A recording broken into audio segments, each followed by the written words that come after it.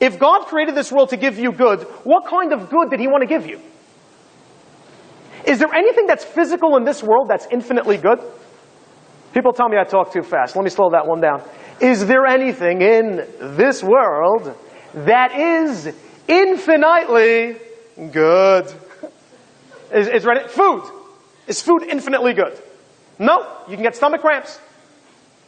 You can get sick from food. Not infinitely good. Money, is that infinitely good? No. Turns people completely neurotic. You'll never know who your friends are if you have too much money. Your children will be spoiled. And if you don't believe me, there's a fantastic book called The Bathroom Reader. I don't mind saying it. It's one of the greats of our present generation. About 15 of them. And he loves going through stories, true stories, of people who won the lottery and how long afterwards it took them to die. Either from suicide or from relatives holding them hostage to get their money. All these crazy stories about people who won the lottery and how quickly they died afterwards. Fascinating. Anything is any physical enjoyment we're talking about. If all he gave us was oxygen and that's it. You're right, it's fantastic. But I'm talking about pleasure, right? He wanted to bestow tov, good. We're not talking about necessities over here.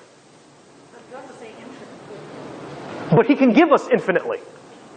God can give us infinite good. He can. Imagine if a billionaire came up to you and said, look, I heard you going on some tough times. Come up to my office. I'm going to cut you a check. And you go down to Manhattan. You go into his office. You go to the 190th floor. And he has the biggest, most beautiful view. You can see the Great Wall of China from his Manhattan office. His panoramic view has a panoramic view, right? It's ridiculous how huge it is. And the billionaire comes out and he says, oh, I'm so happy that you're here. Let me go get my checkbook. And he goes and he gets his checkbook and he whips it out and he's smiling and he's like, oh, I can't wait to see the smile on your face. There we go. Snaps it off and gives it to you. And you look at it and it's $5.